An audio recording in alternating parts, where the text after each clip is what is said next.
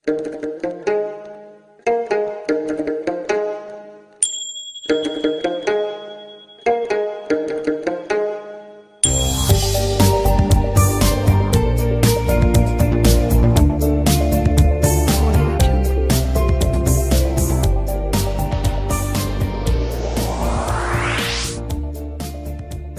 एक सङ्घर्ष, सङ्घर्ष नै जीवन हो भनिन्छ। मानिसहरूले जीवनयापन गर्ने क्रममा अनेकौं चुनौतीहरूको सामना गर्दै अगाडि बढ्नुपर्ने हुन्छ।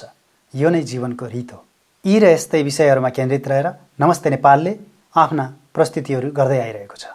यसै सन्दर्भमा आफ्नो भोगाई, सङ्घर्ष र आफूले पाएका अवसरको सदुपयोग गर्दै व्यक्तिगत र पेसागत रूपमा सफल हुनुभएका एक व्यक्ति जो पश्चिम अस्ट्रेलियाका नेपाली समुदायहरूको लागि आदरणीय र प्रेरणाको स्रोत बन्नुभएको छ। उहाँ हुनुहुन्छ माइनिङ इन्जिनियर यादव शर्मा। आउनुहोस् उहाँलाई आजको कार्यक्रममा स्वागत गरौँ। यादव दाई नमस्कार, आजको कार्यक्रममा यहाँलाई स्वागत छ। नमस्कार दिपक भाइ, आज यो अवसर दिनुभएकोमा धेरै धेरै धन्यवाद। दाइका दिनहरू कसरी बितिरहेछन् अस्ट्रेलियामा? हजुर, अस्ट्रेलियामा यहाँ हेर्नुहोस्, अस्ट्रेलिया आएको अब झन्डै 24 वर्ष भइसक्यो। हजुर, अब मेरो चाहिँ अब पारिवारिक सँगसँगै मेरो चाहिँ अब अफिसका काम सम्बन्धी अनि अफिसको काममा चाहिँ म बाहिर चाहिँ अलिकति ट्राभलहरू पनि गर्नुपर्ने हुन्छ। त्यही अब चाहिँ रोजगारको हिसाब किताबमा अब बिहान चाहिँ 7 बजे घर छोड्यो, काम सिद्ध्याएर 6 बजे घर आयो। विकेन्डहरू चाहिँ परिवारको लागि बिताएर केही समय मिल्यो भनेदेखि सामाजिक काममा पनि केही समय लगायो। त्यही हो मेरो चाहिँ दैनिकी चाहिँ। अनि दाइले आफ्नो काम र पेसाको बारेमा केही बताइदिनुहोस् न। हेर्नुहोस्, अब मेरो म पेसागत हिसाब किताबले चाहिँ मेरो सबभन्दा पहिलो डिग्री चाहिँ माइनिङ इन्जिनियरिङ हो। मैले त्यो चाहिँ इन्डियाबाट माइनिङ इन्जिनियरिङ चाहिँ 1979 मा सिध्याएँ। अनि त्यो डिग्री सिध्याएपछि म सिधै नेपाल आएँ। त्यो बेलामा चाहिँ नेपालमा माइनिङ इन्जिनियरको सङ्ख्या कमै थियो। त्यति मैले त्यसको लागि चाहिँ प्रतिस्पर्धा पनि गर्नु परेन। अब 3टा पोजिसन निकालेको थिएँ। एकैचोटि क्यान्डिडेटमा 1जना मात्रै थिएँ र मैले त्यसरी चाहिँ अब 8 वर्ष जति मैले नेपालमा काम गरेँ माइनिङ इन्जिनियर भएर। अनि त्यसपछि एउटा अन्तर्राष्ट्रिय प्रतियोगितामा भनौँ एउटा एसियन इन्स्टिच्युट अफ टेक्नोलोजी भन्ने ब्याङ्कक स्थित चाहिँ एउटा थाइल्यान्डमा अर्को एउटा एसियन इन्स्टिच्युट अफ टेक्नोलोजीमा अनि जियोटेक्निकल इन्जिनियरिङमा मास्टर गर्ने मौका पाइयो। त्यहाँ गएर चाहिँ झन्डै 2 वर्ष बिताएँ। अनि त्यसपछि त्यो डिग्री सिद्धिने बित्तिकै मैले चाहिँ ताइवानमा एउटा चाहिँ कन्सल्टिङ फर्म चाहिँ मो एन्ड एसोसिएट भन्ने फर्मले चाहिँ अन क्याम्पसै इन्टरभ्यू लिएर अनि उनीहरूले मलाई चाहिँ त्यो जियोटेक्निकल इन्जिनियरको चाहिँ जागिर दिए। अनि त्यसमा गएर मैले करिब 2 वर्षदेखि काम गरेँ। अनि त्यही बिचमा चाहिँ म अस्ट्रेलिया आउने चाहिँ एउटा प्रोसेसमा म गएँ है, एप्लिकेसनहरू हालेर। अनि 2092 मा चाहिँ म अस्ट्रेलिया पसेँ। अनि त्यसपछि आएपछि मैले झन्डै अस्ट्रेलिया पनि 5-6 वटा चाहिँ विभिन्न अफिसहरूमा जागिर खाएँ। त्यो सुरुमा मैले जियोटेक्निकल इन्जिनियरको रूपमा जागिर खाएँ 5-6 वर्ष जति। अनि त्यसपछि फेरि मैले माइनिङ इन्जिनियरिङको चाहिँ गभर्मेन्टमा चाहिँ जागिर खान सुरु गरेँ। अनि माइनिङकै कुरा गर्नुपर्दा भनिन्छ अस्ट्रेलियाको यो इकोनोमी माइनिङले धानेको छ भनिन्छ र त्यो माइनिङले गर्दा अहिले विगत केही वर्षदेखि माइनिङ अलिकति डाउन भएको छ र त्यसले गर्दा विभिन्न वेस्टर्न अस्ट्रेलियाका व्यवसायमा असर गरेको छ, प्रतिकूल असर। यसको बारेमा केही भनिदिनुहुन्छ कि? उही पेसा भनेर म माइनिङ इन्जिनियरिङमा कन्टिन्यू गरिरहेको छु। अब मेरो आफ्नै अनुभवमा पनि यो साइकल चलिरहेको छ। हेर्नुहोस् यहाँ है, जहिले पनि एउटा आर्थिक चाहिँ साइकल हुन्छ। यहाँ मात्रै होइन, संसारमा धेरै ठाउँमा होला। अब विशेष गरेर वेस्टर्न अस्ट्रेलियाको माइनिङ चाहिँ हामी कस्तो भने माइनिङ छ तर हाम्रो गरेको जुन उत्पादन हो हामी अस्ट्रेलियामा खपत गर्दैनौँ। हाम्रो यसको खपत चाहिँ कहाँ हुन्छ भने अन्तर्राष्ट्रिय मार्केटमा हुन्छ।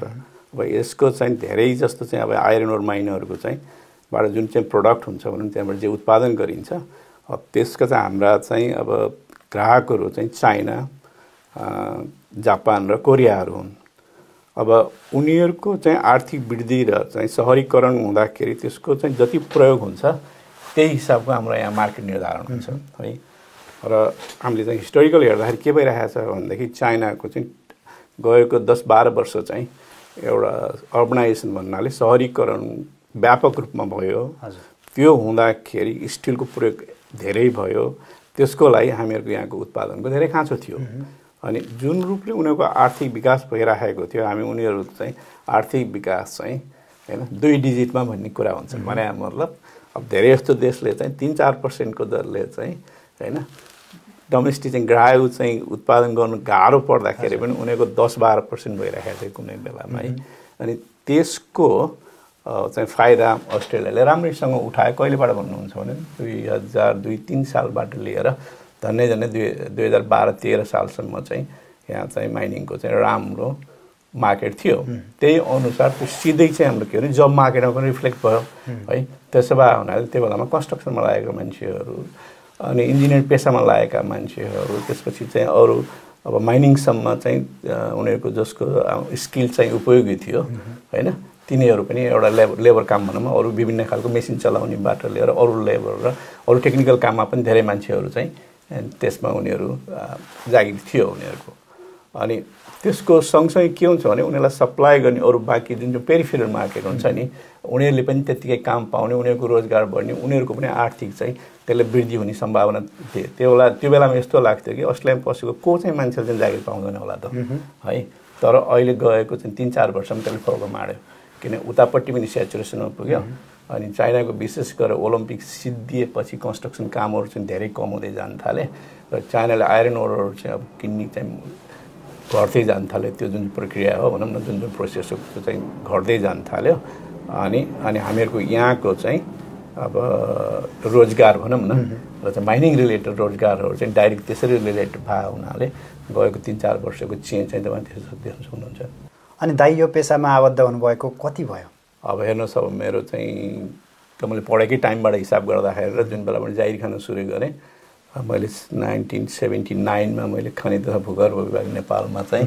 माइनिङ इन्जिनियरको रूपमा चाहिँ पहिलो पटक चाहिँ मैले जागिर सुरु गरेको हुँ महिना पनि सम्झिन्छु होला सायद चाहिँ सेप्टेम्बरमा हो जस्तो लाग्छ है अनि त्यसै 5-7 वर्ष नेपालमा जागिर खाइसकेपछि अनि बाहिर पढ्न गयो त्यहाँबाट सिधै आएर पनि ताइवान र अस्ट्रेलिया गएर मेरो चाहिँ अब यो पेसा सम्बन्धीको मेरो रोजगारमा लागेको हिसाब गर्ने हो भने अहिले चाहिँ 37 वर्ष भइसक्यो अनि नेपाली समुदायका विभिन्न सङ्घ संस्थामा पनि यहाँ आबद्ध भएर विभिन्न खाले कामहरू गरेको हामीले देख्न सुन्न पाइन्छ कुन कुन संस्थामा के कस्ता कामहरू गर्नुभयो कस्ता कस्ता भूमिकामा रहेर अब यो चाहिँ एक किसिमले मलाई अलिकति ज्येष्ठ नागरिक पहिला पहिला यहाँ आएको हिसाब किताबले समाजले दिएको एउटा सम्मानको रूपमा लिन्छु मैले जुन बेला काम गर्ने मौका पाएको छु नि मैले चाहिँ 2010 सालतिर चाहिँ नावाको चाहिँ प्रेसिडेन्टको रूपमा काम गरेँ हजुर 1 वर्ष अनि पर्थमा एउटा नेपाली मन्दिरको पनि निर्माण हुँदैछ हजुर पनि त्यो सो मन्दिरको अध्यक्ष हुनुहुन्छ र यो मन्दिरको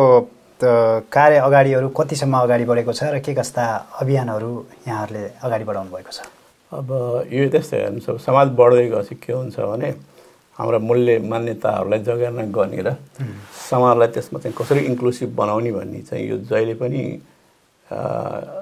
चाहिने कुरा हो क्या त्यही कुरामा सुरु यहाँ आइसकेपछि अब यहाँ 2-4 साथीहरूले चाहिँ मभन्दा पहिला भन्नुपर्छ है त्यो संस्थागत रूपमा दर्ता नभए पनि उहाँहरूले चाहिँ एउटा मन्दिरको परिकल्पना गर्नुभएको रहेछ र अनि हामीले अब यसलाई अगाडि बढाउनु पर्छ भनेर 3-4 जना भए पनि ल अब चाहिँ यसो चाहिँ बिचबिचमा चाहिँ भजन गर्ने अनि त्यसमा पछि कुनै बेला आएर बनाउन सकिएला भनेर एउटा सामान्य किसिमले मासिक रूपमै अलिकति उहाँले योगदानहरू गर्न थाल्नु भएको रहेछ अनि त्यो कुरा हामी नावका मान्छेहरूलाई थाहा भयो थाहा भएपछि उहाँहरूलाई एप्रोच गरियो अनि एप्रोच गरिसकेपछि कुरा के हो भन्दा यसलाई अलिकति सबैलाई समेट्ने किसिमले ठुलो बनाएर लगाउँ नि त भोलि हामी जति चाहिँ सहभागिता भयो त्यसको चाहिँ फल पनि राम्रो हुन्छ र सबैले थाहा पाउँदै गएपछि डेफिनेटली कुनै समयमा गएर हाम्रो जुन चाहिँ एउटा ड्रिम हो त्यसलाई रियलाइज गर्न सकिन्छ भन्ने एउटा चाहिँ अन्डरस्ट्यान्डिङ गर्न उहाँहरूसँग कुराकानी भएपछि उहाँहरूले पनि बुझ्नु भयो अनि पछि ल त उहाँ आएर अनि एउटा दुईवटा चाहिँ हाम्रो चाहिँ छलफल भयो त्यसलाई एजिएमै गराइयो है एउटा हामीले के भने एउटा पब्लिक कन्सल्टेसनको रूपमा पनि नेपाली समाजको कम्युनिटीभित्रको मान्छेहरूको एउटा कन्सल्टेटिभ चाहिँ एउटा प्रोग्राम गरियो प्रोग्राम गरेपछि ल हामीले यहाँ चाहिँ केही न केही हाम्रो आफ्नो भन्ने केही चिज बनाउनुपर्छ भन्ने चाहिँ होइन त्यो एउटा चाहिँ अब सामूहिक एउटा अन्डरस्ट्यान्डिङ चाहिँ भयो कि अनि भएपछि अब त्यसलाई अगाडि कसरी बढाउने भन्दाखेरि अब यसका अनेक पक्षहरू छन् अब केही कन्सल्टेसन हुन्छन् केही लिगल प्रोसेस हुन्छन् केही चाहिँ अब एडमिनिस्ट्रेटिभ प्रोसेस हुन्छन् है ती प्रोसेसहरूलाई चाहिँ व्यवस्थित रूपले कागजपत्र डकुमेन्टेसन सारा बनाएर अगाडि बढाउन केही समय लाग्छ कि त्यो धैर्य हुनुपर्ने चाहिँ अनि त्यसरी चाहिँ हामीले 2014 सालको चाहिँ मे महिनामा चाहिँ हामीले एउटा चाहिँ पहिलो एजिएम गरायौँ है त्यसपछि हाम्रा अर्को 2टा एजिएम भए तर चाहिँ जे होस् अहिलेसम्म चाहिँ केही न केही जिम्मेवारी मैले चाहिँ लिएर अगाडि बढाउनु पर्ने चाहिँ आवश्यकता देखिराखेको छु। त्यो हिसाबले मैले त्यो चाहिँ अब प्रेसिडेन्ट्सको चाहिँ रोल चाहिँ कन्टिन्यू गरिरहेको छु गएको 2 वर्षबाट। पक्कै पनि यो एउटा पुण्य कार्यको लागि हामी सम्पूर्ण नेपालीहरू एक भएर लाग्यौँ भने सफल हुन्छ भन्ने हामीलाई पनि लाग्दछ। र अब दाइलाई म अलिकति हजुरको विगततिर लान चाहन्छु। हुन्छ दाइ, अस्ट्रेलिया आउनुभन्दा अगाडि नेपालमा यहाँ के गर्दै हुनुहुन्थ्यो, कहाँ के गर्दै हुनुहुन्थ्यो? अब सुरुबाटै सुरु गरौँ है त। मेरो चाहिँ यो संसारमा चाहिँ अस्तित्व कहाँबाट सुरु भयो भने है, म चाहिँ नेपालको कास्की जिल्ला ढिकुर पोखरी भन्ने गाउँको बाटो हो है।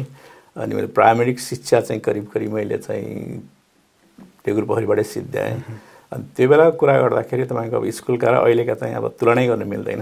मैले कुन अवस्थाबाट सुरु गरेँ भन्नुहुन्छ भने गाउँमा चाहिँ स्कुलको भवनै केही पनि नहुँदै एउटा कुनै एउटा स्यालराइट खालको चाहिँ अब गभर्मेन्टले चाहिँ स्थापना गरेको स्कुल नहुँदै बेलामा चौरमा गएर एउटा चाहिँ अँगार काठको पाटीमा अँगार दलेर खरीले लेखेर कह सिक्ने है। अब त्यस्तो अवस्थाबाट चाहिँ अब अलिअलि चाहिँ साक्षर हुने चाहिँ अब कोसिस गरियो है। इत्यादिका सङ्घर्ष बावजुद पनि केही न केही एउटा पढ्नुपर्छ, पढेर गएर 2-4 अक्षर थाहा पाएपछि चाहिँ होइन अरू कुरा चाहिँ जानिने जाला, संसारको अरू चिज अनुभव गर्नु पाइएला भने सानो एउटा चाहिँ सोचाइ चाहिँ केटाकेटीमा पनि थियो कि।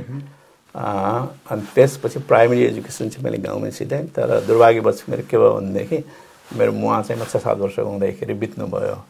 तर बित्दै पनि अब मेरो बुवाले चाहिँ अब छोरालाई पढाइ चाहिँ कन्टिन्यू गराउनु पर्छ भन्ने चाहिँ ठुलो चाहिँ एउटा ऊ थियो, भित्रैबाट चाहिँ एउटा सोचाइ थियो। त्यो सोचाइ अनुसार मलाई कुनै पनि बेलामा त पढाइ छोड्नुपर्छ, घरको काम गर्नुपर्छ, घाँस काट्नुपर्छ, गाई भैँसी हेर्नुपर्छ भन्ने त्यो खालको कुरामा चाहिँ उहाँले कहिले पनि लानु भएन। त्यसपछि मैले चाहिँ पोखरातिर झरेँ म अब हाई स्कुलको चाहिँ एजुकेसनको लागि, किन गाउँमा त्यो बेलामा हाई स्कुल थिएन है।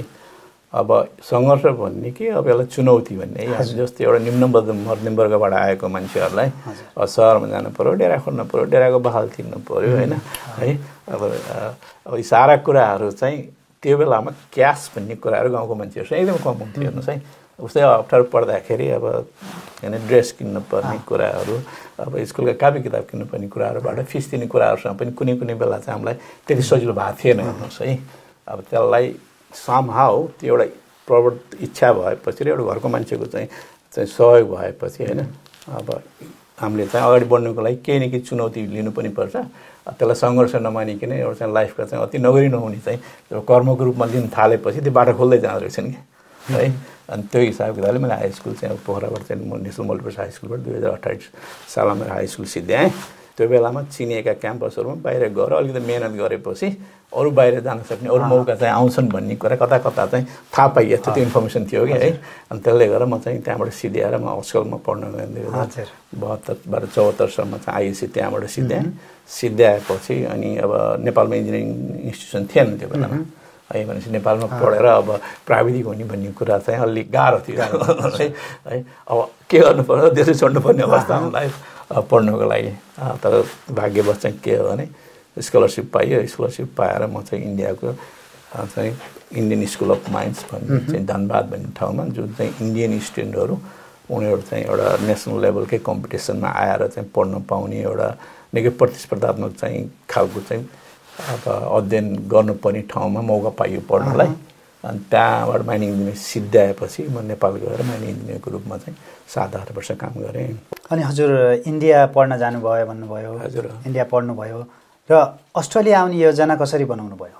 मैले खानीबिहाङमा 6-7 वर्ष चाहिँ काम गरिसकेपछि चाहिँ अब एउटा पेसागत हिसाब किताबमा अगाडि बढ्ने त हिसाब त राख्नु पऱ्यो नि त। प्रमोसन चाहियो, अरू नयाँ कुरा सिक्नु पऱ्यो। आएर सिकेर आएपछि अरू केही काम पनि गर्न सकिएला, नयाँ कामहरू गर्न सकिएला भन्ने एउटा त्यो मोटिभेसनै भनौँ न। त्यही हिसाब किताबले मैले 1-2 ठाउँ चाहिँ एप्लाई गरेँ बाहिर जानको लागि। अनि मैले त्यो बेला क्यानाडाको एउटा युनिभर्सिटीमा पनि एप्लाई गरेका थिएँ। तर कुरा चाहिँ कहाँबाट चाहिँ रोकियो भनेदेखि मैले त्यो बेला $1500 जुटाउनु सकेको भए त्यहाँ गएर पार्सियल स्कलरसिप लिएर पढ्न पाउने थिएँ। तर त्यो पैसा एकदम ठुलो भयो मलाई त्यो बेलामा है। भएपछि मैले चाहिँ आफ्नो खल्तीबाट पैसा नराखेकिन अथवा घर घरकै नबेचिकन है कहाँ गएर पढ्न सकिन्छ भने त्यतिकै राम्रो चाहिँ अरू ठाउँ पनि हेर्न थाल्यो होइन। अनि थालेपछि अनि सरकारले चाहिँ मलाई चाहिँ नेदरल्यान्डमा पठाउने चाहिँ एउटा डिप्लोमाको चाहिँ कोर्समा पठाउने चाहिँ गराएर एप्लिकेसनहरू गराएको थियो। तर म चाहिँ सकभर चाहिँ त्योभन्दा अलिक बढी मान्यता भएको चाहिँ अब डिग्री लिन सके हुन्थ्यो भन्ने सोचमा थिएँ। अनि एआइटीमा चाहिँ मैले चाहिँ एप्लाई गरेँ एसियन इन्स्टिच्युट अफ टेक्नोलोजीमा।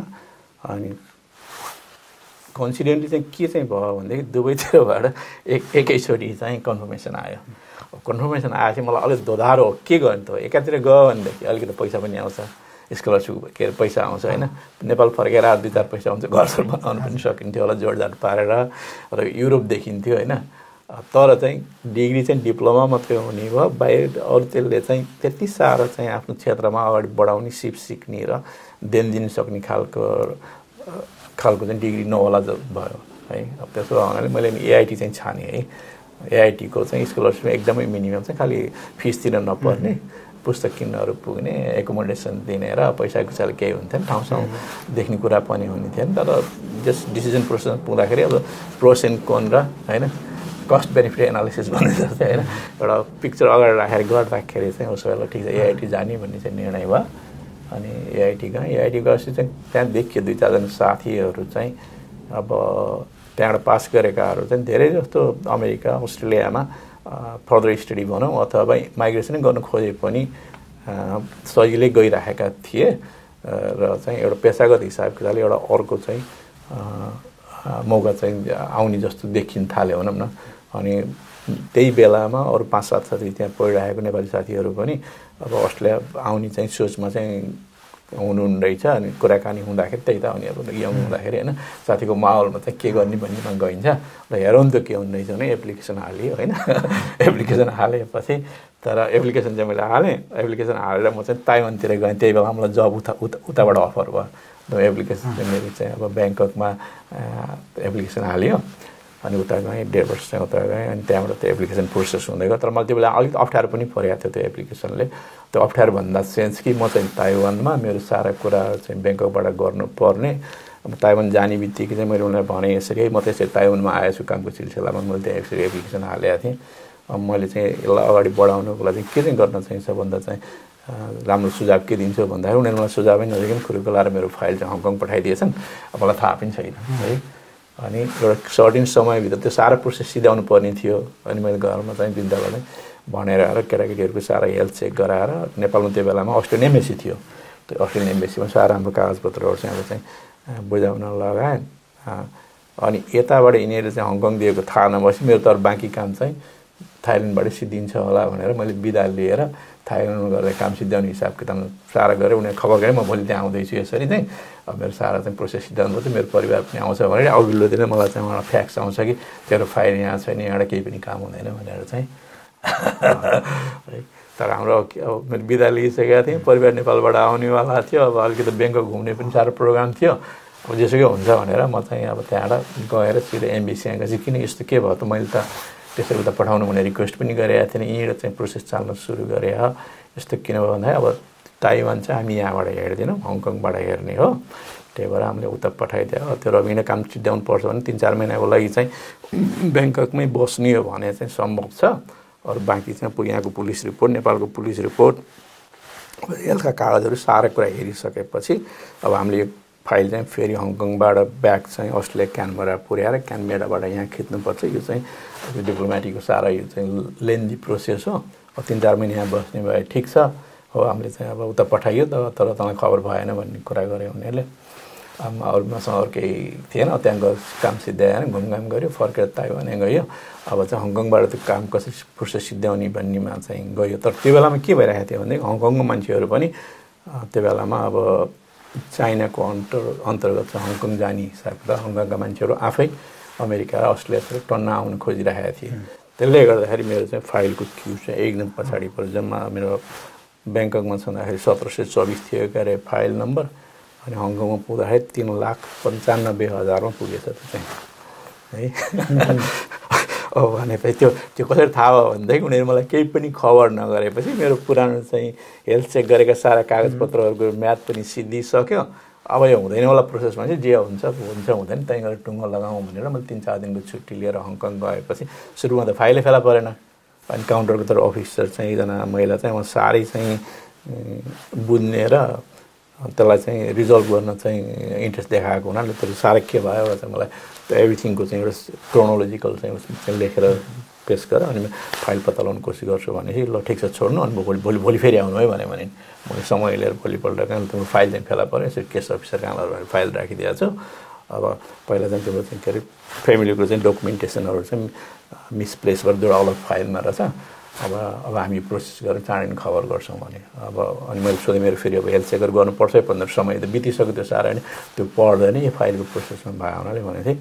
अनि म फर्केर ताइवानमा फर्केको चाहिँ 1 महिनाभित्रमा ल तिमी चाहिँ तुरुन्तै 1 महिनाभित्रमा अस्ट्रेलिया पस्नुपर्छ होइन भने तिम्रो भिसा चाहिँ दिँदैन भन्नेमा त्यस्तो किसिमको अल्टिमेटम दिएर पठाएँ।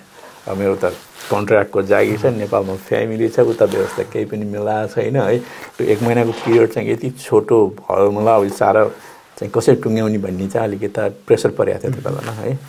अनि फेरि उताबाट चाहिँ पासपोर्टहरू ल्याउनु पनि सही राखेर भिसा हाल्न फेरि हङकङ पठाउनु पर्ने त्यो बेलामा अहिले जस्तो चाहिँ अब यो करियर सिस्टमहरू पनि अलि त्यति व्यापक रूपमा चल्दैन थिएन है। हुन त थिएन करियर कम त हामीलाई जानकारी नै हुँदैन थिएन साह्रै इन्फर्मेसन कहाँबाट ल्याउनु पर्ने खोज्नु पर्ने होइन सोध्नु पर्ने त्यस्तोहरूमा पनि समय लाग्थ्यो। अब अगाडि चाहिँ कम्प्युटर अगाडि बसेर गुगल गरेर कहाँ के छ भनेर होइन आफ्नै अगाडि चाहिँ त्यस्तो सारा कुराहरूको इन्फर्मेसन लिन सक्ने जमाना थिएन त्यो बेलामा। तर जे होस् पछि चाहिँ अब भएन भन्ने अवस्थामा गइसकेको चिज पनि भयो किसिमले खुसी नै लाग्यो।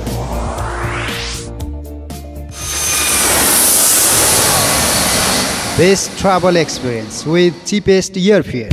Everest Tours and Travel Point.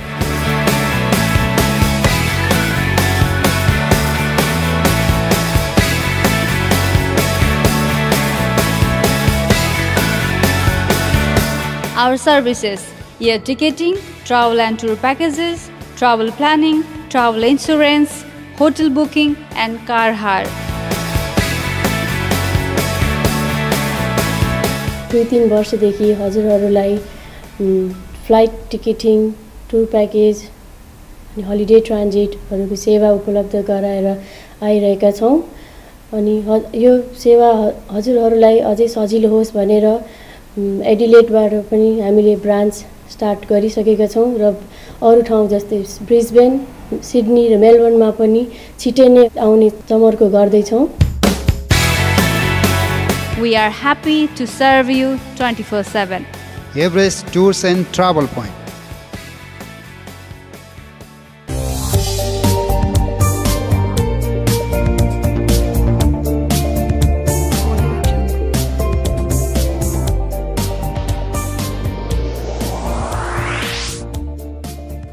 एउटा प्रसङ्ग जोड्न मन लाग्यो। कतिपय नेपालबाट डाक्टर, इन्जिनियर या अन्य डिग्रीको लागि बाहिर विदेश जानुहुन्छ, अस्ट्रेलिया, अमेरिका, क्यानाडा या अन्य कन्ट्री र धेरै मान्छेहरू त्यहीँ पलायन हुनुहुन्छ, नेपाल फर्किनुहुन्न। यो के होला? यो खास कारण के होला? यसलाई पलायन भन्दा पनि म यसलाई अर्कै किसिम लिन्छु नि। हामी अब अनि मानव जाति चाहिँ एउटा के भन्छ प्रोग्रेसिभ चाहिँ हामी धारणा पाउँदै तपाईलाई आफ्नो पेसा आफूले जाने कुरालाई जहाँ त्यसलाई राम्रोसँग उपयोग गर्न सक्नुहुन्छ र त्यो उपयोग गरेर अनि त्यसले तपाईँलाई दिने चाहिँ एउटा जुन कन्फिडेन्स, पेसागत हिसाबको एउटा आफ्नो चाहिँ जुन एउटा सेटिस्फ्याक्सन हो है। र त्यसको सँगसँगै हाम्रो आखिर लाइफको उद्देश्य त के हो भने तपाईँ कुनै न कुनै किसिमले होइन चाहिँ एउटा सबै किसिमले एउटा प्रगतिको हिसाबमा अगाडि जान्छ होइन। आर्थिक प्रगति भनौँ, एउटा परिवारको लागि एउटा चाहिने इन्भाइरोमेन्ट भनौँ, उनीहरूले दिने एजुकेसनको कुराहरू भनौँ होइन, अनुभव भनौँ, यी सारा कुराहरूबाट चाहिँ हाम्रो चाहनाका विषयहरू हुन्छन् कि ती कुराहरू जुन ठाउँमा तपाईँले चाहिँ पाइराख्नु भएको छैन, बाहिर गएर त्यो अपर्च्युनिटी देख्नु भयो भनेदेखि डेफिनेटली तपाईँले त्यो अपर्च्युनिटी चाहिँ लिन जसले पनि खोज्छ त्यो त्यही भएको चाहिँ त्यही जस्तो लाग्छ मलाई चाहिँ। अनि तपाईँ अस्ट्रेलिया आउँदा नेपालीहरूको सङ्ख्या र अवस्था कस्तो थियो? ओहो अहिले त्यो हेर्किन त अहिले हामीलाई अनुमानै गर्न सकिन्छ हेर्नुहोस् यहाँ त है। अब त टिका नै लगाएर त हामी एक्ज्याक्टली यति परिवार पर्थमा थियौँ भन्ने त म भन्न सक्दिनँ। त्यो बेलाको म 1992 मा यहाँ आउँदाखेरिको अब 6-7 परिवारको कुरा गर्छौँ भने अहिले हेर्नुहोस् कति छ है। अब त्यो त एउटा किन एकदम एस्ट्रोनोमिकल उसमा चाहिँ हाम्रो अझै पनि समाज चाहिँ अरूहरूको भन्दा त हामी सङ्ख्यामा त्यति छैनौँ होइन अब इन्डियनहरूको भनौँ अथवा बाहिर चाहिँ बङ्गलादेशीहरूको र अरू जुन चाहिँ बाट अस्ट्रेलिया छ नि उनीहरूको दाजुमा चाहिँ हाम्रो सङ्ख्या अझै पनि कम होला है तर उहाँ पनि पपुलेसन ठुलो छ नि त होइन तर अहिले पर्थको हाराहाइट तपाईँहरू पनि भन्नुहोस् अब यहाँहरूको त मेरोभन्दा तपाईँहरूको कनेक्सनहरू धेरै छ कति होला त हाम्रो यहाँको हामी अब अनुमान लगाउँछौँ यहाँ 4,000 5,000 6,000 7,000 जे होस् त्यो बेलाको दाजुमा त अहिले धेरै धेरै भइसक्यो दाइले यत्र अनुभवहरू बटुल्नु भयो यत्र वसन्तहरू पार गरिसक्नुभयो र जीवन के रहेछ दाइ वास्तवमा हेर्नुहोस् अब जीवन अब आफ्नो आफ्नै किसिमले हेर्ने हो जीवनलाई है आफूले बनाएको चाहिँ एउटा दर्पण छ नि अगाडि त्यसलाई हेरेर चाहिँ अब एक्सप्रेस गर्ने हो के अरे है अब मलाई जहाँसम्म लाग्छ अगाडि बढिराख्ने चाहिँ हाम्रो चाहिँ एउटा मानविक धर्म हुन्छ कि हामी भन्छौँ नि एउटा धर्मशास्त्रले गाइड गरेको कुरालाई कहिलेकाहीँ हामी चाहिँ त्यसलाई ब्याक अफ द माइन्डमा राखेर त्यसबाट केही प्रेरणा लिने कामहरू गर्नुपर्ने हुन्छ जस्तो लाग्छ अब त्यो चाहिँ अब गीताको एउटा पाठ चाहिँ के भने कर्म गर्ने चाहिँ हाम्रो कर्तव्य हो फल जे हुन्छ त्यही कर्मको आधारमा आउने चाहिँ हो क्या उपज हो त्यो चाहिँ त्यसलाई विश्वास गर्न थाल्ने बित्तिकै तपाईँ के हुन्छ लाइफमा चाहिँ तपाईँ मोटिभेसन चाहिँ कन्टिन्युस हुन्छ तपाईँको थकावट चाहिँ कम हुन्छ है जब तपाईँ टायर हुनुहुन्न नि मेन्टली तपाईँ जब फ्रेस भइरहनुहुन्छ तपाईँले हरेक दिन केही न केही कुराहरू चाहिँ गर्नु तपाईँको चाहिँ एउटा चाहिँ मोटिभेसन चाहिँ रहिरहन्छ कि त्यसले डेफिनेटली चाहिँ बिचमा आउने अब बाधा अडचन हुँदा आउँदै पनि तपाईँ त्यसलाई पार गर्ने चाहिँ बाटाहरू निस्किन्छन् कि अब यो मेरो आफ्नै अनुभव हुने नेहरू है दाइ जीवनको यो मोडमा आइपुग्दा के कति उपलब्धिहरू हासिल गरे जस्तो लाग्छ उपलब्धि त हेर्नुहोस् बाटोमा हिँड्दै गएको कुरा हो नि त्यसलाई त्यत्रो मेरो उपलब्धि केही भए जस्तो चाहिँ लाग्दैन होइन तर एउटा चाहिँ के चाहिँ भयो भनेदेखि अनुभव चाहिँ गर्नु पाइयो कि है जीवनका विभिन्न मोडका अनेक खालको अनुभव चाहिँ गर्नु पाइयो होइन ती अनुभव चाहिँ कस्तो भनेदेखि एउटा अब भनौँ न तपाईँलाई एउटा टुकी बालेर चाहिँ अब बेलुका बसेर होइन होमवर्क गर्ने त्यही पनि लामो समयसम्म चाहिँ अब के अरे मन्टेल चाहिँ उसमा चाहिँ के अरे टिनको भाँडा मन्टेल छै छैन आज कति बाल्ने भने पनि हिसाब गर्नु पर्थ्यो कुनै बेलामा किनभने त्यो चाहिँ मटितेल सिद्धिने बित्तिकै तपाईँ 5 घन्टा लाएर पोखरा गएर हिँडेर होइन अर्को 4-5 घन्टा लाएर त्यो बोकेर लिएर आएर फेरि टुकिया भर्नुपर्ने हुन्थ्यो नि त है अब तपाईँलाई चाहिँ अब 6 महिनाको लागि चाहिँ मटितेल किनेर राखेको छ भने त्यसलाई कसरी चाहिँ त्यसलाई चाहिँ पुर्याउने भन्ने सोचसम्म राख्नुपर्ने थियो गाउँमा क्या त्यो बेलामा है त्यहाँ त्यो अवस्थामा त्यहाँ जन्मेर हुर्केर त्यो शिक्षा लिएर आजको यो पोजिसनसम्म आउन के कस्ता सङ्घर्षहरू गर्न पर्यो दाइ गर्नुपर्ने कुरा गर्ने हो परेका चाहिँ अप्ठ्याराहरू चाहिँ पार हुँदै जान्छन् भन्ने त्यसरी नै जाने हो कि है त्यो भए हुनाले अब ठिक छ केही कुनै बेला सर्टेन अप्ठ्यारा पनि भयो होला होइन ती कुराहरू साथीभाइ प्लस पारिवारिक बिचमा चाहिँ त्यसलाई स्पष्टता राखेर परिवार एज चाहिँ होलको चाहिँ गोल के हो त एम के हो त अगाडि बढ्न सक्ने कुराहरूलाई अलिकति छलफल गरेर अनि चाहिँ त्यसमा कुरा मिल्यो भने चाहिँ जेनेरल चाहिँ अगाडि बढ्न सकिन्छ कि अनि दाइका भावी योजनाहरू के छन् अब हेर्नुहोस् अब म चाहिँ अब ज्येष्ठ नागरिक भइसकेँ होइन अब के गर्ने अब एक किसिमले मेरो एउटा प्रोडक्टिभ लाइफ चाहिँ जो हो होइन त्यो करिब चाहिँ मेरो भइसक्यो है अब नेपालमा भएकोमा चाहिँ म चाहिँ रिटायर भइसकिन्थेँ हेर्नुहोस् 58 वर्षमा मान्छे रिटायर हुन्छ नि त्यहाँ त्यो एज पनि मैले क्रस गरिसकेको छु होइन तर के भनेदेखि एउटा आफ्नो एउटा अल्टरनेट चाहिँ समय बिताउने र आफूले चाहेको कुराहरू त्यसबाट केही न केही चाहिँ समाजलाई पनि फाइदा हुने आफ्नो चाहिँ भित्र सेटिस्फ्याक्सन आउने खालको केहीमा चाहिँ लाग्नुपर्छ भन्ने मेरो सोचाइ हो क्या त्यो हिसाब किताब थाहा छैन मतलब जागिर त म कहिलेसम्म खान्छ थाहा छैन है मैले यही दिन म चाहिँ रिटायर गर्छु भन्ने डेट चाहिँ राखेको छैन भोलि आएर त्योभन्दा बाहिर निस्केर मैले चाहिँ अरू त्यो चाहिँ उपयोगी काम गरेर समाजलाई राम्रो काम गर्न सक्छु र मलाई चाहिँ समय बिताउने चाहिँ प्रशस्त चाहिँ एउटा भइसक्यो प्लेटफर्म बनिसक्यो भन्ने बित्तिकै म जागिर चाहिँ एनी टाइम छोडिदिन्छु म त्यो मनस्थिति त्यहाँ पुगिसकेको छु है अब अहिले चाहिँ अलिअलि चाहिँ अब भनौँ न अब सामाजिक कुराहरूमा चाहिँ साथीभाइहरूसँग मिलेर चाहिँ लागिराखिएको छ अब नआएकोमा पनि मैले चाहिँ समय मलाई चाहिँ फुर्सद भएअनुसार समयमा दिन्छु म होइन सानोतिनो जिम्मेवारी दिएँ भने म गर्न तयार छु अझै पनि कमसेकम मिटिङहरूमा र सल्लाहको हिसाब किताबहरू साथीभाइहरूलाई हौसला दिनलाई चाहिँ मिटिङहरू चाहिँ छोडिदिनु म अक्सर चाहिँ है अब त्यसको सँगसँगै अब यता पशुपतिनाथ बौद्धनाथको चाहिँ त म आफै चेयरम्यान भएको हुनाले मेरो चाहिँ एउटा रेस्पोन्सिबिलिटी छ अहिले यो रेस्पोन्सिबिलिटीभित्रमा मेरो मात्र रेस्पोन्सिबिलिटी होइन म चाहिँ के चाहिँ भन्न चाहन्छु भने यो समाजभित्र लाइक माइन्डेड मान्छेहरूको हाम्रो कल्चर बचाउनको लागि हामी के हौँ भन्ने देखाउनको लागि र हाम्रो एउटा हामीले चाहेको एउटा होइन एउटा फिजिकल चाहिँ प्रतिमूर्ति हामीले देखाएर हाम्रो पनि केही छ भने देखाउनुको चाहिँ एउटा सबैको चाहिँ त्यसमा त्यही चाहिँ विचार भयो भने त्यसलाई पनि डेफिनेटली हामी चाहिँ भोलि अनि त्यसलाई चाहिँ बनाएर सक्छौँ भन्ने हाम्रो चाहिँ एउटा विश्वास छ। त्यसमा सबैलाई ल्याएर समेटेर त्यो प्रोजेक्टलाई अगाडि बढाउने चाहिँ एउटा चाहिँ मेरो चाहिँ लाइफको चाहिँ उद्देश्य चाहिँ हो भनौँ।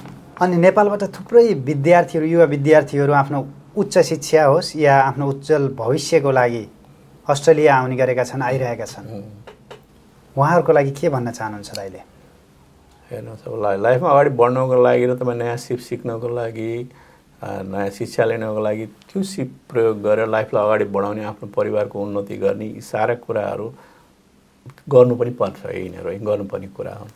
तर गरेर यहाँ आउने बित्तिकै हामी चाहिँ के बिर्सिनुहुन्छ, हामी कहाँबाट आएको भने त्यो कुरा हामी बिर्सिनुहुन्न कि तपाईँ जेबाट चाहिँ बुवा मुवा हुनुहुन्छ, दाजुभाइ छन् उहाँ होइन, आफू एउटा संस्कारबाट आएको त्यहाँबाट सिकेका राम्रा कुराहरू यहाँ पनि ल्याएर है फेरि ती राम्रा कुराहरूबाट अगाडि बढ्ने एउटा त्यो र नयाँ ठाउँमा आएपछि त्यहाँको पनि राम्रो कुराहरू लिन सक्ने चाहिँ हामीमा सामर्थ्य हुनुपर्छ। त्यसको लागि चाहिँ हामी चाहिँ अलिकता ओपन माइन्डेड हुनुपर्ने हुन्छ है। त्यो ओपन माइन्डेड नभइकन अहिले तपाईँ चाहिँ सङ्घर्षको कुरा गर्नुभयो भने कहिलेकाहीँ कस्तो हुन्छ भनेदेखि हामी थोत्रै पौडिन जानेका छौँ भने हाम्रो चाहिँ पौडिने जुन हाम्रो सिप हो त्यसलाई चाहिँ निखार्नको लागि पोखरीमै हाम फालेर चाहिँ प्र्याक्टिस चाहिँ गरिरहनु पर्ने हुन्छ कि है। त्यो गर्न चाहिँ डराउनु हुँदैन है। त्यो भनेर अब यहाँका हाम्रो समाजमा मान्यता नहुने सर्टेन उशृङ्खल कुराहरूलाई गर्न नगर्ने कुराहरू होइन, जसले चाहिँ हाम्रो चाहिँ चरित्रलाई चाहिँ हराउनु पार्नु छ त्यस्तामा चाहिँ नलाग्नु पर्छ र त्यसबाट चाहिँ गर्ने बित्तिकै हामीसँग अरू चाहिँ राम्रो काम गर्ने समय हुन्छ हामीसँग है। अनि त्यो राम्रो काम गर्ने तिरैमा समय लगाउन सक्यो भने डेफिनेटली लाइफ पनि अब के हो त भनेदेखि होइन तपाईँको मेहनतको फल त कहीँ न कहीँबाट देखिरहेको छ नि त। अनि नेपालको र यहाँको संस्कारमा के भिन्नता पाउनुहुन्छ र यहाँबाट हामीले नेपालीले सिक्नुपर्ने कुराहरू के रहेछन्? हेर्नुहोस् मैले नेपाल छोडेर त झन् 24 वर्ष भइसक्यो। यो बिचमा चाहिँ नेपालमा पनि धेरै परिवर्तन भइसक्यो होला नै। अब अहिले एक्ज्याक्टली नेपालमा के छ भनेर चाहिँ म त चित्रण गरेर यहाँको के छ त्यो त ठ्याक्कै चाहिँ कम्पेरिजन गर्नु चाहिँ त्यति सहिलो छैन मलाई। तर एउटा के भनेदेखि हामीलाई उता चाहिँ एउटा के चाहिँ सिकाउँछ भनेदेखि एउटा पारिवारिक चाहिँ सद्भाव के हामीले चाहिँ हेर्नु न दाजु चाहिँले भाइलाई सहयोग गर्नुपर्ने, बहिनीलाई सहयोग गर्नुपर्ने हो, काकाले चाहिँ भतिजालाई सहयोग गर्नुपर्ने होइन। परायो बेला आएर चाहिँ होइन आफ्नो चाहिँ दुःख सुखको कुरा दुई छाक खुवाउने चाखा खुवाउने आएको अप्ठ्यारो मान्छे परायो बेलामा चाहिँ 2-3 मान्छेलाई बहिनी ठाउँ दिने, बाटो देखाइदिनु, इन्फर्मेसन दिने है। ती कुराहरू चाहिँ गरिराख्नु पर्ने हुन्छ। यहाँ आउने बित्तिकै अब यहाँकै जस्तै चाहिँ अब ठाडैमा इन्डिपेन्डेन्ट त्यो उसका प्रब्लम उसले जे गर्छ त्यो चाहिँ मलाई सरोकार भएको कुरा भएन भने ठामै वास्ता नगर्न चाहिँ गर्नु हुँदैन। एउटा त्यो हाम्रो उताको जुन ती राम्रो कुरा चाहिँ मेन्टेन गर्नुपर्छ। त्योभित्र पनि उहाँका सर्टेन चाहिँ अब लिमिटेसन होला होइन, लिमिटेसन होला नि। तर उता आएका मान्छेको चाहिँ उसको लागि एक्सपेक्टेसनलाई चाहिँ म्यानेज गरेर होइन आफूले गर्नुपर्ने कर्तव्यबाट चाहिँ चुक्नु हुँदैन। अब विदेश आइसकेपछि हेर्नुहोस् अब भाषा फरक छ, संस्कृति फरक छ होइन, समाज फरक छ। अब त्यो बेलामा यहाँ आउँदाखेरि सुरुमा त्यही पनि आफ्नो मान्छे छैन, चिनिँदैन मान्छे छैन, नातापाता छैन भनेदेखि कसैलाई चाहिँ भने बेलामा फेरि जे कारणको लागि आएको हेर न पढ्न त आइयो ठिक छ, पढ्नको लागि फेरि अब फी तिर्न सक्नु पऱ्यो होइन। आर्थिक चाहिँ त्यस सम्बन्धीका चाहिँ आफ्नो डे टु डे चाहिँ एक्सपेन्सेसहरू चाहिँ जुटाउने पनि त काम गर्नुपर्ने हो भने डेफिनेटली चाहिँ केही समय चाहिँ मान्छेको लागि स्ट्रेसफुल हुनसक्छ कि त्यो बेला साथीभाइ चाहिन्छ हेर्नुहोस् है। त्यसलाई चाहिँ खुलस्त रूपमा यस्तो छ भनेपछि एकाएकाले चाहिँ परेको सहयोग चाहिँ गर्ने। तर चाहिँ अब आफूले गर्न सक्ने चाहिँ कुराभित्रै चाहिँ बिस्तारै गर्दै जाने एकैचोटि कहिले काहीँ अति ठुलो महत्त्वाकाङ्क्षी हुँदाखेरि पनि है लाइफ चाहिँ स्ट्रेसफुल हुनसक्छ कि त्यो एउटा ब्यालेन्स प्रोसेस चाहिँ निकाल्नु पर्ने हुन्छ। हजुर, हामी अब कार्यक्रमको अन्ततिर छौँ र आफ्ना केही म्यासेज छ भने यहाँले राख्न सक्नुहुन्छ। अब हेर्नुहोस् हामी चाहिँ अब देश छोडेर आएको हिसाब किताब र जुन बेलाबाट हामी अस्ट्रेलिया आउनु थाल्यौँ हाम्रो समाज अहिले पनि निकै चाहिँ यङ समाज हो कि। अब एउटा यङ समाज चाहिँ कस्तो हुन्छ भनेदेखि कहिले बामी सर्दाखेरि चाहिँ होइन चिप्लिने लड्ने अनेक खालको हुन्छ। त्यस्ता कुराहरूबाट हामी विचलित हुनु हुँदैन। कहिलेकाहीँ सामान्य किसिमले चाहिँ कुरा नमिलेर चाहिँ कुनै कुरा ढिलाउँछ त्यसलाई पनि इस्युको रूपमा लिनु हुँदैन है। त एउटा चाहिँ ब्याक अफ द माइन्डमा चाहिँ हामीले के चाहिँ एउटा सबै राख्नुपर्छ भनेदेखि हाम्रो सामूहिक हिसाबले हामी गर्न खोजेका कुराहरू चाहिँ मिलेर चाहिँ रिसोर्स जुटाउन सक्यौँ भने होइन थोपाले सागर बढ्छ भने जस्तै त्यसले चाहिँ हाम्रा यहाँका समाजलाई चाहिने जस्तो चाहिँ सांस्कृतिक कार्यक्रमबाट लिएर हाम्रो चाहिँ कम्युनिटी हलबाट लिएर मन्दिरका कुराहरू चाहिँ यी चाहिँ असम्भव कुरा चाहिँ होइनन् कि अब भन्नुहोस् न अब चाहिँ पढ्छमा हामी कति होला अब यहाँ 5-6 हजार चाहिँ अब चाहिँ विद्यार्थी समेत लगाउँदा 400-500 चाहिँ हाम्रो घरै भएका चाहिँ होइन साथीभाइहरू पनि हुनुहुन्छ होला। यी सबैले चाहिँ ल हामीलाई कुरा चाहिएको हो, हामी यो बनाऊँ, हामी यहाँ पनि नेपालको चाहिँ संस्कृति जगेर्ना गरेर हामीलाई चाहिँ सजिलो हुने, हामीलाई मन लागेको कुराहरू गरेर बिचबिचमा चाहिँ साथीभाइहरू जम्मा भएर हाम्रो चाहिँ बस्नेको यहाँको माहौल चाहिँ होइन त्यसलाई चाहिँ उहीँ बसे जस्तो हुने बित्तिकै त हामीलाई त सजिलो भयो नि त अलिकति होइन हो त्यसमा लानलाई चाहिँ हामीले सबैले कोसिस गर्नुपर्छ भन्ने मेरो त्यो हो। अब यङ साथीहरू जति पनि हुनुहुन्छ बिचबिचमा जानुहोस्, यहाँको चाहिँ अब नेपाली नयाँ वर्ष मनाउने ठाउँमा जानुहोस्, साथीहरू भेला भए हुने ठाउँ जानुहोस् है। समय चाहिँ फाटाफुटा चाहिँ त्यस्तोको लागि पनि निकाल्नु, त्यसो हुँदाखेरि चाहिँ आफ्नो चाहिँ विचार दुःख सुखका कुराहरू चाहिँ बाँड्ने मौका पनि पाइन्छ र त्यसले केही न केही चाहिँ लाइफ चाहिँ अरूको अनुभवबाट चाहिँ ती कुनै न कुनै प्रकारका कुराहरू समय काम लाग्न सक्छन् क्या तिनीहरू, त्यही हो। हस् त, आफ्नो व्यस्तताको बावजुद पनि हाम्रो कार्यक्रममा आएर आफ्नो अमूल्य शब्द राखिदिनु भयो, यसको लागि दाइलाई धेरै धेरै धन्यवाद र आजको कार्यक्रमबाट छुट्टिने बेला भयो र बिदा चाहन्छौँ। हस् त, नमस्कार। ल नमस्कार भाइ, जुन मौकाको लागि चाहिँ जसमा 2-4 शब्द राख्न पाएँ, तपाईँलाई धेरै धेरै धन्यवाद। यहाँलाई आजको कार्यक्रम कस्तो लाग्यो? हामीलाई सल्लाह र सुझाव दिन नबिर्सिनुहोला। सल्लाह र सुझावको लागि हाम्रो इमेल एड्रेस रहेको छ hello-namastenepal@gmail.com र हाम्रो वेब एड्रेस रहेको छ www.namastenepal.com.au। यतिन्जेल अन्तर्वार्ता हेरेर र सुनेर हामीलाई साथ दिनुभएकोमा नमस्ते नेपाल र बीम क्रिएसन आभार प्रकट गर्दछ। आगामी दिनमा एउटा अर्को प्रस्तुति लिएर फेरि भेट्ने बाचा गर्दै अहिले भने नमस्ते नेपाल र बीम क्रिएसन टिम बिदा चाहन्छौँ। यहाँहरूको आगामी पल सुखद रहोस्। हस्त, नमस्कार।